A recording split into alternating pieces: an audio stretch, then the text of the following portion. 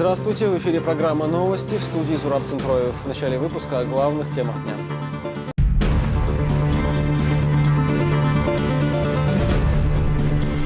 Чечня прощается с Адланом Вараевым.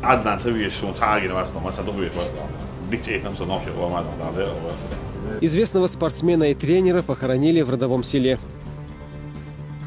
Обратный отчет.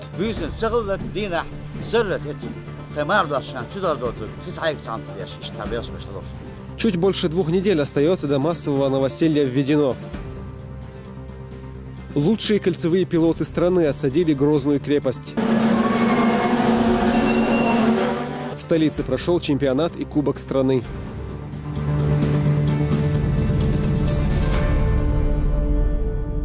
В Чечне простились с Адланом Вараевым, первым вице-президентом Федерации вольной борьбы России. 3 мая он сорвался в пропасть в ущелье реки Аргун. С тех пор спасатели и многочисленные добровольцы искали известного спортсмена и тренера. Новость о том, что тело погибшего обнаружено в районе села Чишки, появилась накануне. Сегодня Вараева похоронили в родовом селе.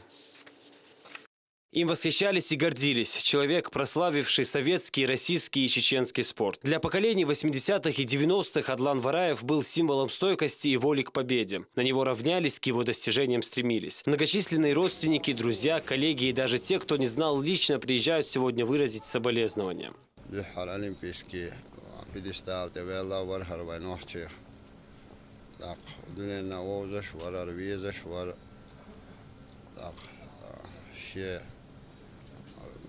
بيزل خوه قميصنا شيء وشاو يجريبه يبقى شيء نخبه وقير طانا وقومنا ومحكنا تبين بوكسين جتنبو ويا أم دكتيا قتش يحيرش دكتيا قتلال وش شيء الدنيا وياش خنها بأخوه دكتيا وولي وش سبورتسمان الله وش عدلا ورايا دقلنا دال ولي دال.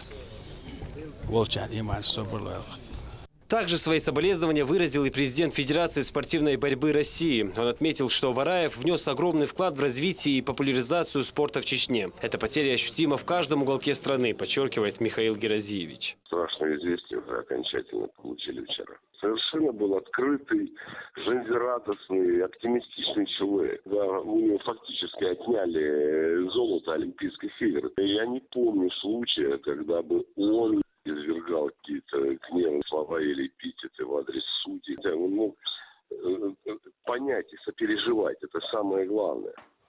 Совершенно открытый и светлый человек, которых сегодня в жизни, к сожалению, так нам не хватает всех. Новость о том, что первый вице-президент Федерации спортивной борьбы России сорвался в пропасть, мгновенно облетела всю страну. В попытке сфотографировать себя на фоне природы он упал в реку с высоты более 30 метров. Поиски Вараева не прекращались, даже несмотря на плохие погодные условия. В операции участвовали спасатели, полицейские и волонтеры. В общей сложности более 600 человек.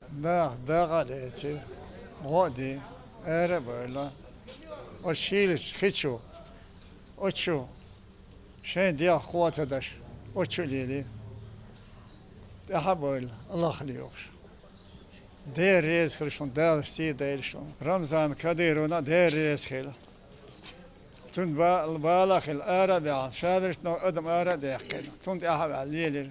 Выразить слова соболезнования к Вараевым приехал и глава Чечни. Родные погибшего поблагодарили Рамзана Кадырова за личный контроль поисковых работ Адлана Вараева, отметив, что такой жест со стороны руководителя субъекта дорогого стоит. В свою очередь глава республики подчеркнул, что первый вице-президент Федерации спортивной борьбы России ушел в праведный мир всеми любимым и уважаемым. С ним дружил и первый президент Чечни Ахмад Хаджи Кадыров.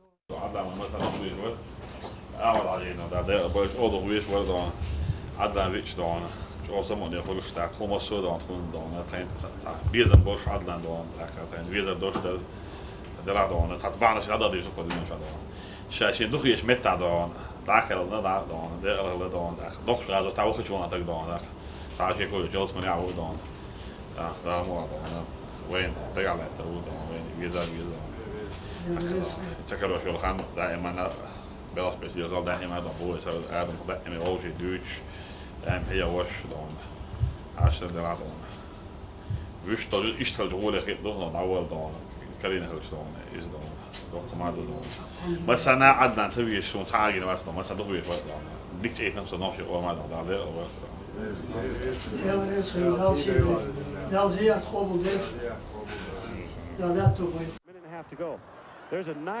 Его называли живой легендой. Кавалер ордена Кадырова стал первым чеченцем, завоевавшим медаль Олимпиады. На играх 1988 года в Сеуле стал обладателем серебряной награды в соревнованиях по вольной борьбе. Вараев – чемпион мира 1987-го, серебряный призер чемпионата мира 1986-го. Массовые поиски Адлана Вараева, в которые были задействованы более 200 специалистов спасательной службы, начались незамедлительно в день его исчезновения. Его искали в самых труднодоступных местах, в любых погодных условиях. Спустя более месяца вчера его тело нашли в реке Аргун на территории Чишки. Многие до последнего момента, несмотря на то, что шансов практически не было, каким-то чудом надеялись, что он найдется живым. Те, кто знали Адлана Вараева, отзываются о нем как о человеке с большим сердцем. В памяти людей он останется как достойный сын народа. Саид Ахмадов, Муслим Типаев, Расул Арцухаев и Ибрагим Налаев. При поддержке пресс-службы главы и правительства Чеченской Республики. Новости. Дахелхан чундал гечтуэлцун гергерчана да амелхочуна дал иман собрлойл.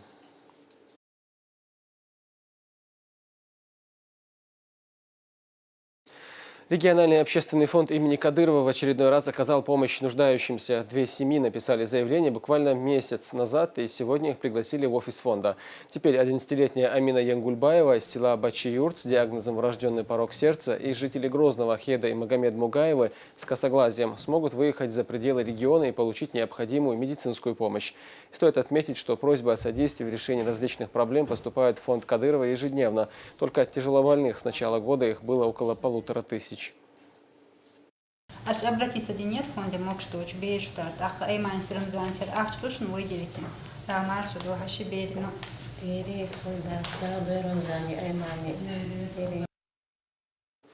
И в продолжении темы Сулбановы из города Шали совсем скоро переедут из щитового дома в современное жилье.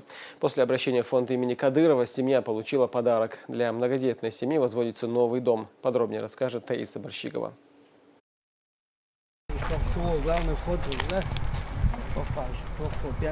Холл, ванный, спальный, зал, кухня, столовая, да?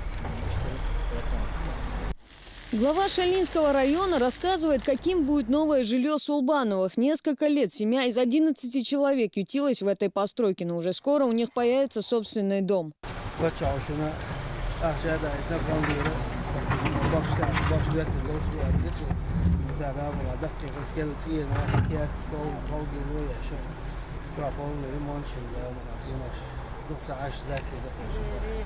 Рабочие уже закончили заливку фундамента и приступили к возведению стен. Это именно тот случай, когда люди действительно нуждались в помощи. Ранее в этом убедилась комиссия, которая проверила факты, изложенные в обращении Сулбановых, на соответствие действительности.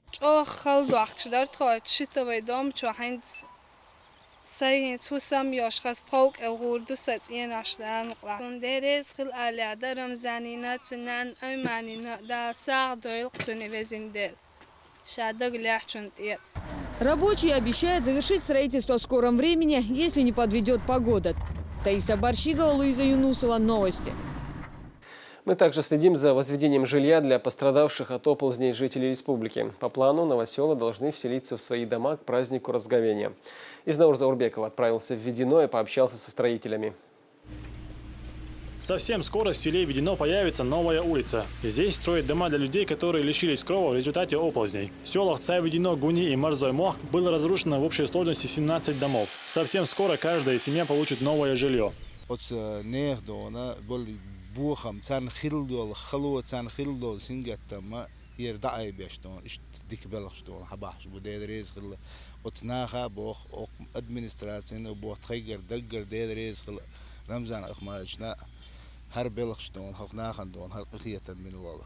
Под строительство нового поселка выделен участок размером около 3 гектаров. Каждый дом будет иметь 120 квадратных метров жилой площади и навес на 40 квадратов. Также будет двор и огород. Задействованы 2 компании «Чеченстрой» и «Гросгражданстрой». Финансирует строительство региональный общественный фонд имени Ахмата Хаджи Кадырова.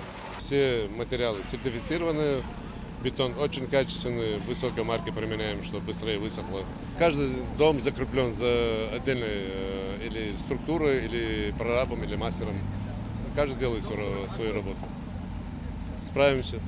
В доме будет по 2 спальные комнаты, кухня, ванная, прихожая и зал. Строители уже заканчивают облицовочные работы и кровлю. Параллельно завершают и внутреннюю отделку комнат. В некоторых домах уже сегодня расставят окна и двери. С такими темпами совсем скоро дома будут готовы, отмечают строители.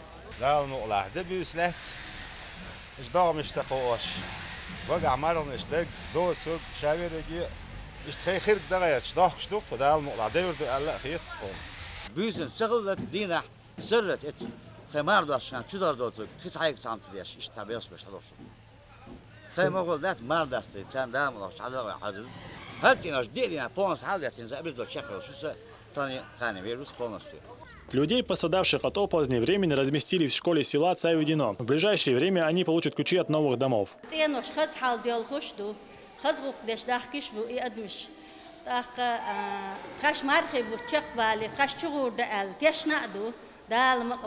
وای پرزیدنت تون آرتوخ ولی در رزخل ات وای پرزیدنت نه خداگی حج نه خداگ حسنا تون خلچ بوخمنی حج خزنیخسن آرتوخ لیتون ایدلی حار دوگ ایتیت خزنیخسن مسو آغور در رزخل وزندیل تون آرتوخ میل ولچنا. Строительство нового поселка будет завершено уже к концу священного месяца Рамадан. И семьи, которые остались без крыши над головой, смогут отпраздновать Ид-аль-Фитр в новых домах со всеми удобствами. Из Наур Заурбеков, Магомед Мударов и Алаш Аздамиров. Новости. Обильные дожди в начале месяца привели не только к оползням, но и уничтожили часть посевов. Тем не менее, чеченские аграрии не теряют оптимизма и надеются собрать неплохой урожай озимых. На полях Шелковского района побывала Лариса Джабраилова. Работа в поле начинается с раннего утра. Нужно успеть собрать весь урожай, пока позволяет погода. А это сотни гектаров пшеницы и ячменя. Чтобы успеть в срок, в госпхозе Алай-Терский привлекли дополнительную рабочую силу и технику. Планируем 1000 тонн собрать. Урожай 200 с 400 гектаров. Средняя урожайность 25 центнеров ожидаем. Работы идут нормально, вовремя. Я думаю, закончим в течение 20 дней вовремя. В день в поле собирают до 100 тонн зерна. Продукт проверяют на влажность, при необходимости сушат и только после этого отправляют на склад. Сейчас здесь более 150 тонн ячменя. Вот этот влагомер мы проверяем влажность ячменя. Вот влажность 7,1. Это в пределах нормы? Да. Допустимое 14. Вот этот ячмень мы уже можем завозить в склад. Всего в Шелковском районе 16 госхозов. Засеяно более 19 тысяч гектаров озимых и яровых культур. Это пшеница, ячмень, рожь, овес, подсолнечник. Сейчас с 1 гектара собирают до 25 центнеров зерна. Особенно зерновой. Ждухаина, касна, губшк хамдуглат, ждиснадат, но кафаха арендадулатнш. Ацара хокшара более 10 тысяч гектаров. Даин латншду. По району его общей урожайности более 3 миллионов. Планируем. Так, хочу этим потребности за пределы за пределы это возможность хревой. Особое внимание уделяют здесь и вопросам пожарной безопасности. В сухую погоду это особенно необходимо. Так называемая противопожарная полоса шириной в 6 метров позволит остановить огонь в случае его возникновения. Лариса Джабраилова, Муслим Типаев и Луиза Юнусова. Новости. Каждый вечер коллективный ифтар объединяет тысячи жителей республики. В 17 мечетях верующих ждут блюда кавказской кухни, овощи, фрукты и холодные напитки. Акцию проводит фонд имени Кадырова. Как прошло разговение накануне, расскажет Хава Идиева. Богословы говорят, что милость Аллаха пребывает там, где совершается добро и поклонение Всевышнему. Священный месяц Рамадан в главных святынях республики ежедневно накрываются столы для постящихся. Благотворительная акция по поручению президента регионального общественного фонда Аймани Кадыровой проходит и во Втурах. На ифтар пришли десятки человек, и каждый уходит со словами благодарности.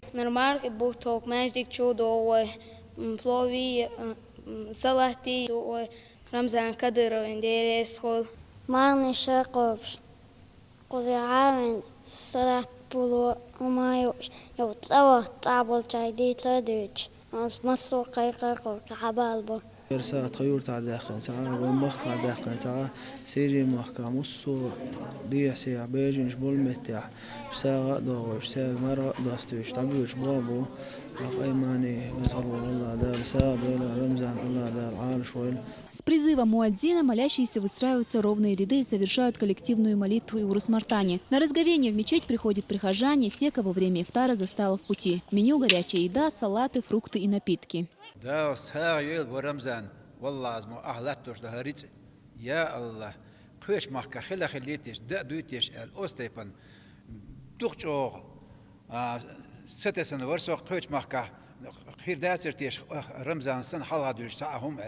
نجح خزق متجع دوال يا الله ديريز خودنا ديريز أي معنى ناخذ يا الله ميزن ديلو قنديل هور سويلن قزا إشتر مرد واشر دستي شوش بولشان قزا دولش أو دقة دين سدو صزيج عشتوتو ديريز هول الدو رمزانين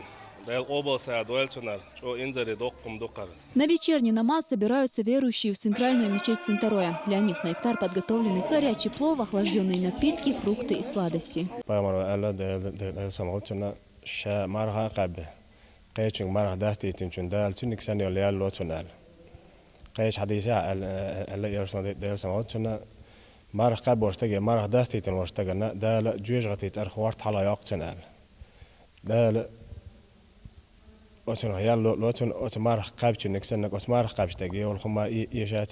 После целого дня поста, совершив магриб намаз, прихожане спешат совершить разговение и в главной мечети столицы сердца Чечни. Для них прямо на территории мечети развернут небольшой пункт, где все желающие могут совершить ифтар. Такие коллективные ужины сближают мусульман и способствуют укреплению мусульманской уммы. Хавая Дива, Динара Мурадова и Дани Хавхаров. Новости. К другим событиям. В избирательной комиссии республики прошло очередное заседание. На повестке дня стоял вопрос досрочного назначения выборов депутата парламента. По итогам заседания участники приняли соответствующее постановление. Согласно принятому документу, выборы региональных парламентариев назначены на единый день голосования 18 сентября 2016 года и пройдут по пропорциональной системе. Также члены комиссии утвердили количество подписей, необходимых для регистрации списков кандидатов, выдвинутых избирательными объединениями. Как всем известно, 16 июня депутаты парламента самораспустились, и поэтому избирательная комиссия сочла необходимым провести заседание и назначить выборы на 18 сентября 2016 года. Мы знаем, что представительный законодательный орган республики, он для нас очень важен, постоянно усовершенствуется система законодательства Российской Федерации, поэтому, чтобы и законы Чеченской Республики тоже усовершенствовались, нам нужен законодательный представительный орган республики. В настоящее время в республике насчитывается 446 избирательных участков. Во время проведения выборов это число увеличится за счет оборудования дополнительных участков в воинских частях. Как отметили присутствующие, главная задача выборов – прозрачность и честность. И для достижения этой цели будут приниматься все необходимые меры. За ходом предстоящих выборов в Чечне будут следить представители гражданских организаций. Из их числа начали формировать наблюдательный совет. Общественный орган создается при аппарате уполномоченного по правам человека. Омбудсмен отметил, что в совет войдут новые люди, и для них будут проведены трехмесячные обучающие семинары. По словам Нурдина Хаджиева, в единый день голосования пройдет мониторинг избирательных прав граждан. При активном участии наблюдателей планируется охватить работой все участковые избирательные комиссии. Глава республики Рамзан Ахматович Кадыров предъявляет повышенные требования, это совершенно оправданно, требования к каждому участнику предвыборного процесса о необходимости строгого соблюдения избирательных прав граждан. И для этого республиканские власти и лично глава Чеченской Республики создает все необходимые условия, не только в этом году, и постоянно во всех наших политических процессах.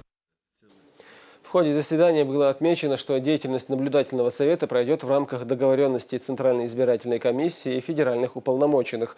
Курировать работу на местах решено с помощью региональных омбудсменов. Участники наблюдательного совета наладили тесное взаимодействие с избирательной комиссией. Многие из них работали в ходе нескольких избирательных кампаний и имеют большой опыт участия в политических процессах.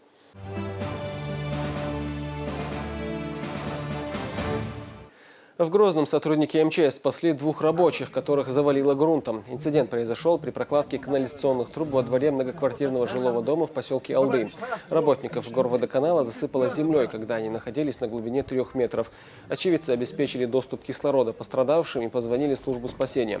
К месту происшествия оперативно прибыли пожарные и спасатели МЧС. После извлечения пострадавшие были переданы работникам скорой медицинской помощи. Сейчас их жизни ничего не угрожает. При проведении строительных работ по укладке канализационных труб обвалом грунта были засыпаны 2 рабочих. На данное происшествие уезжали пожарно-спасательные подразделения Грозненского городского пожарного. В результате 2 рабочих извлечены, доставлены в 9-ю клиническую городскую больницу, их жизни ничего не угрожает. Шалинская полиция задержала 13 человек за употребление и сбыт сильнодействующих психотропных веществ. Позже им пришлось предстать перед общественностью муниципалитета. В профилактической беседе приняли участие представители власти, старейшины и правоохранители. Слово Ясмине Гацаевой. В священный месяц Рамадан считается, что все темные мысли, намерения и желания, обуревающие человека, происходят не от злых сил, а от него самого. Эти люди задержаны за употребление наркотиков и психотропных препаратов, а также за их сбыт. Целенаправленно, осознавая свои действия, пошли на совершение преступления, что и стало поводом для встречи властей Шалинского района с жителями муниципалитета и старейшинами. Но никто не застрахован, да, что это обтекаруа. Шин это что боксингом буар, это яхду шума. مهتزومادو تندلا ويوجعنا برشقيتشا صح وإيتا يبو من سمسة غلش حروي أبشي لازم بوها وعند عبوابة بيشبو ويتعتر إتسابيتشا عرسسور دوشو داتسار. Встреча началась с представления задержанных. Всего их 13 человек. Взрослые мужчины, совсем молодые ребята, женщины и даже инвалиды.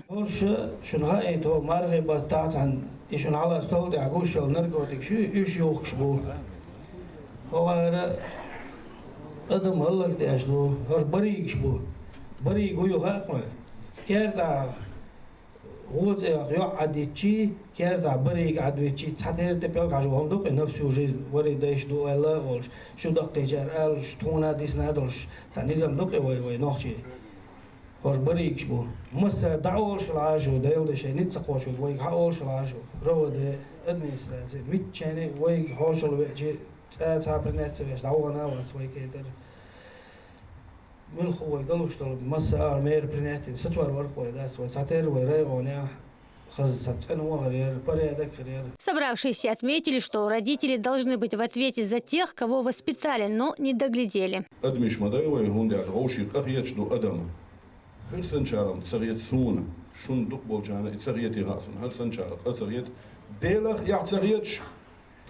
أدمغ يعتريش يلشنغ يعتريش بوسودنغ بوسودن بوقتوخ وقر بذ بولش بول دال بقيتين بولش بول رمضان بوت إذر نشهور دينح دال جيتش ديش أمني ستيروات بيش حلق بيتش بولش بول بطاح هرش جيتش در لوخش بات رمضان بوت خابر لوخش بات سرش هرش شي ديغن تام لوخش بو بيوغل يرجوش بو قيش نعني باح دال إيمان جبال بويلوش. Завершая встречу, начальник районного отдела полиции Тамерлан Мусаев отметил, что все задержанные будут привлечены к ответственности. Ясмина Гацаева, Таиса Барщигова, Зелим Закаев. Новости.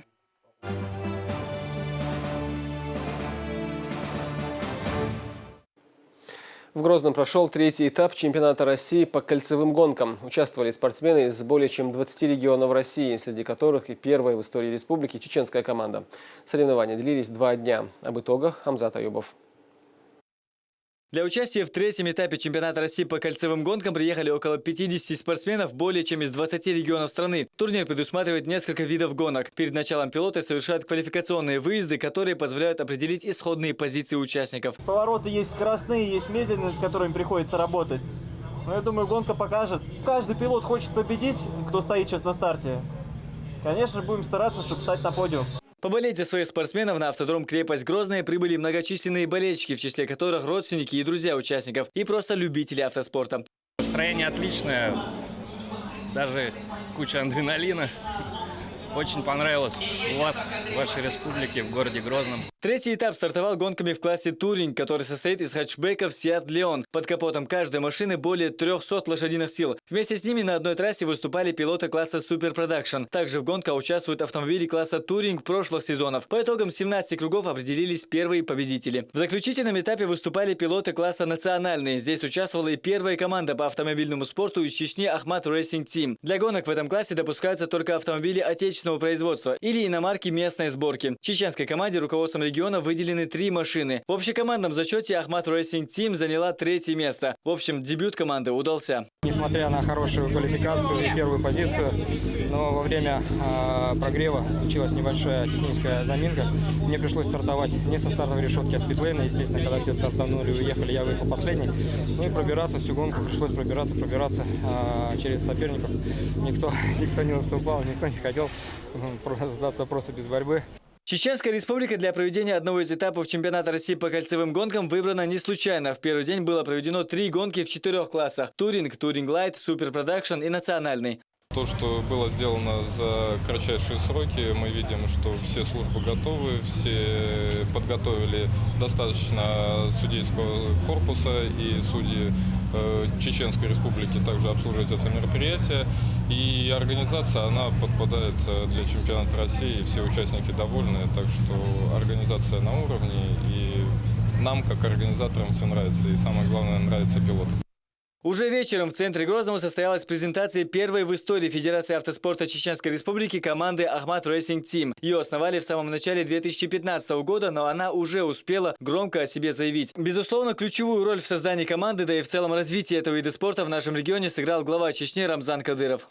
В любом спорте стоят только одни задачи. Задачи победы, задачи во славу республики, задачи во славу развития автомобильного спорта, повышения безопасности дорожного движения. Я думаю, что основание для создания команды и почва для создания – это строительство автодрома «Крепость Грозного». То есть наличие именно вот этого объекта позволяет существовать команды, позволяет готовить молодежь и заниматься перспективными проектами.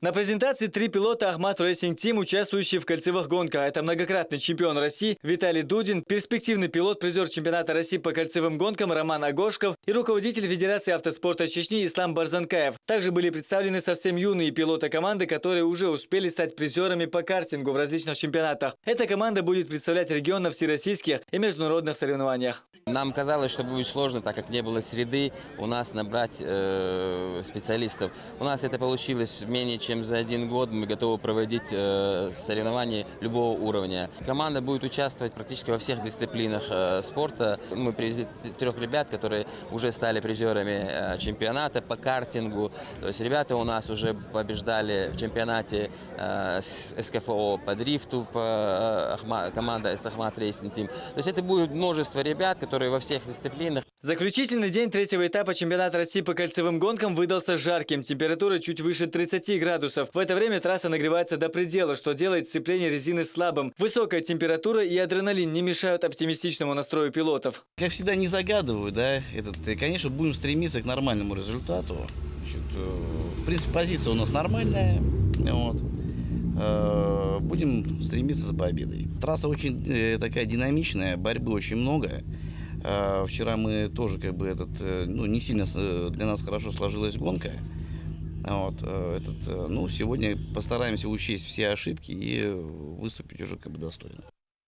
Во второй день состоялись заезды в классах Туринг, Супер Продакшн, Туринг Лайт и Национальный. Напряженная борьба лучших пилотов, соперничество иномарок с вазовскими моделями, где еще такое можно увидеть. Конечно же, не обходится и без столкновений. Несколько пилотов из-за повреждения машин не смогли продолжить гонку.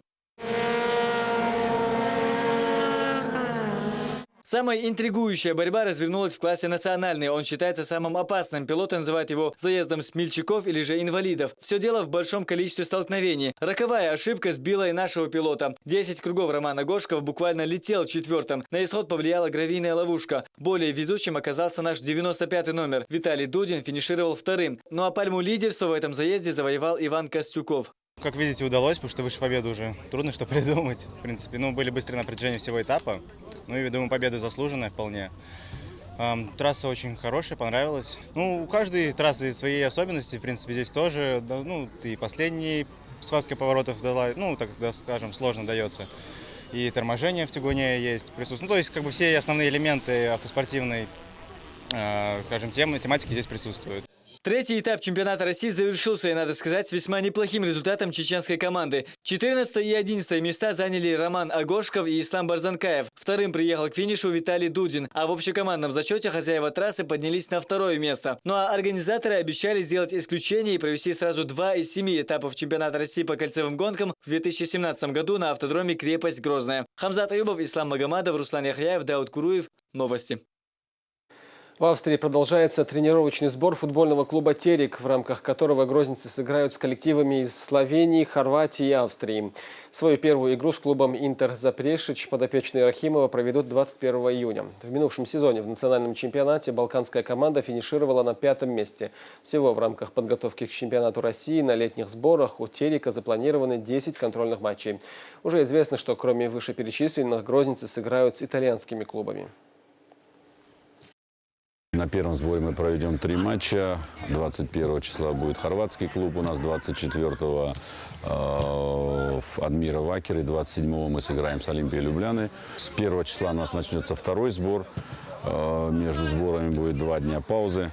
2 числа у нас матч, 6 матч, 9 матч и 12 мы проведем на этом сборе 4 матча. Еще 2 дня отдыха, и мы переедем 16 числа в Италию, где 17 проведем матч с Кальяри, 20 с Трапани и 23 с Болоньей. И это было последнее сообщение нашего выпуска. Я благодарю вас за внимание. Адеквелшу.